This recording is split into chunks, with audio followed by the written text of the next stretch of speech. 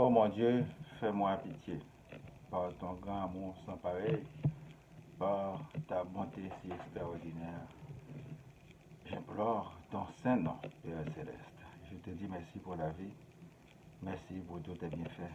Console-moi quand je suis bouleversé. Envoie-moi du secours de ton trône éternel. J'en ai grand besoin. Je n'ai que toi, auprès de qui me plaindre.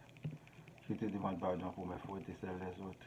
Défends-moi contre mes persécuteurs, contre tous mes ennemis et de tous mes adversaires.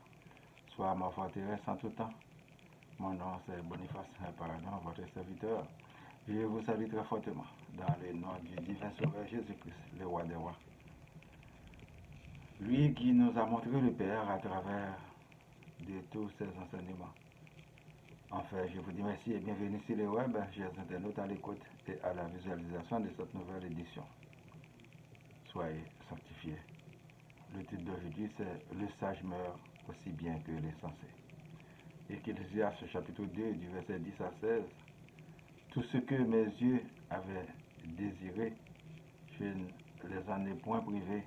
Je n'ai refusé à mon cœur aucune joie, car mon cœur prenait plaisir à tout mon travail, et c'est la part qui m'en est revenue.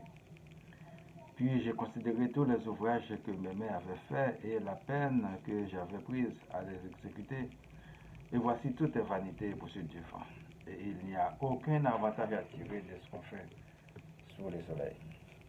Alors j'ai tourné mes regards vers la sagesse et vers la sortie de la folie. Car que fera l'homme qui succédera au roi ce qu'on a déjà fait?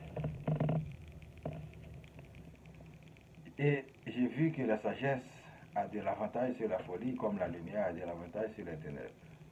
Le sage a ses yeux à la tête, et l'insensé marche dans les ténèbres. Mais j'ai reconnu aussi qu'ils ont l'un et l'autre un même sort. Et j'ai dit en mon cœur, j'aurai le même sort que l'insensé. Pourquoi donc? Et j'ai été plus sage. Et j'ai dit à mon cœur que c'est encore là une vanité. C'est la mémoire du sage, car la mémoire du sage n'est pas plus éternelle que celle de l'insensé, puisque déjà les jours qui suivent, tout est oublié. Et quoi? Le sage meurt aussi bien que l'insensé. Pour la prédication, mes frères et sœurs dans le Seigneur, que la grâce et la paix de Dieu soient toujours avec vous. Tout est vanité et poursuite du vent, dit le sage. On l'attribue au roi Salomon. Vérité des vérités. Comme on était venu, qu'on repartira. C'est ainsi que notre Dieu l'a voulu. Il y a des questions existentielles que l'homme ne pourrait pas se passer. On dirait que l'homme confronte les deux pôles, nord et sud, qui sont en soi le bien et le mal. Quel homme qui ne pratique pas l'un et l'autre? Aucun.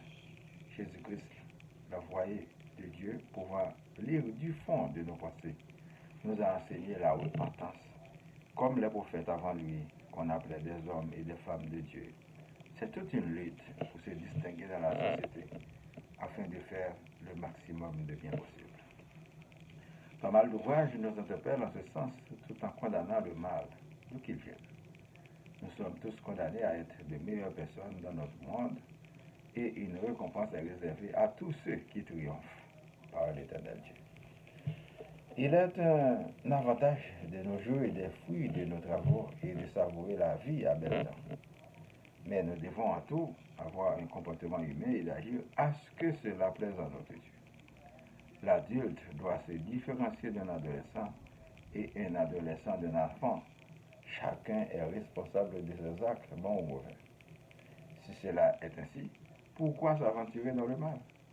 Cela devrait arriver par hasard, mais pas par habitude ou par vice. Tout le monde entend souvent parler de corruption à tous les niveaux, public et privé. La seule solution à ce grand fléau, c'est la grande repentance. Cette maladie empêche au peuple d'avoir de bons services qu'il mérite en tant que payeur de taxes. Un honnête citoyen n'est pas obligé d'adhérer à une organisation politique ou religieuse pour mener à bien sa vie correctement avec l'éternel Dieu, puisque toutes les organisations religieuses et politiques sont instituées par des hommes avec leurs grandes faiblesses.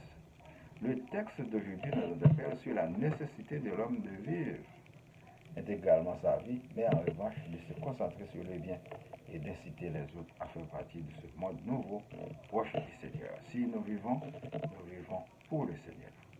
Un serviteur ou servante de Dieu est une lumière pour éclairer dans les ténèbres. Et si la corruption demeure constamment dans nos institutions, c'est à cause de l'esprit ténébreux qui nous habite.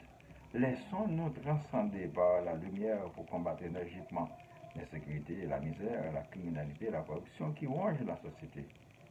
Toute vanité et poursuite du vent.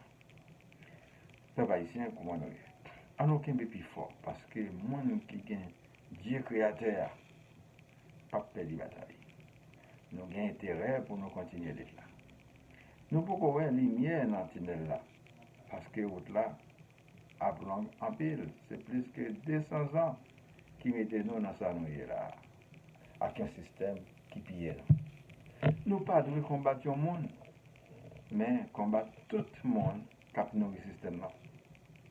Le président doit traiter même genre avec là, général là, même genre soldat, chef police là, même genre employé civil là, avec agent 1. Chef gouvernement, même genre avec ménage là dans l'institution. Monde ne rêve pour ne rêver combattre tout bon. Oui, corruption qui c'est plus gros cancer dans le pays nous, avec dans le monde là. Il concerne nous tous. Il y a un monde qui écrase l'école, caille, l'hôpital et la trier. Il ne peut pas dire que ça a bien dans la tête. Puis souvent, il n'y a pas qu'on va aller bagaille ça. Et il n'y a pas de service parce que il c'est exclu dans la société. Et c'est victime tout. Je dis, il a empêché tout vol à corrupteur au vivre bien. Mais innocent a payé, ils ont l'autre tribut. Pas de solution si l'État a apporté service dans le monde. Chaque constitution pays a demandé ça. Tout le monde qui gagne goût doit manger. L'État doit assister mon.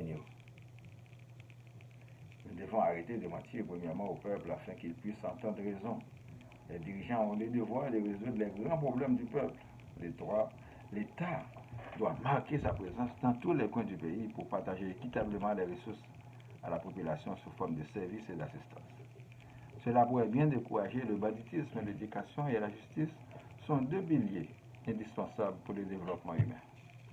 Chaque temps a sa chose. Désormais, il est grand temps d'aller vers la population au lieu de la déclarer la guerre pour ses revendications justes et nécessaires. Le vent affamé n'a point d'oreille. La stabilité est la clé du développement. Les armes à feu illégales et la drogue sont des sources de déstabilisation d'une ville ou d'un pays. L'autorité de l'État doit être rétablie et c'est tout le pays qui gagnera quand l'ennemi nous dit d'avancer. Il faut faire le contraire. Un ennemi, c'est un ennemi. Quand l'ennemi est en joie, toi, attendre la souffrance, c'est son but final.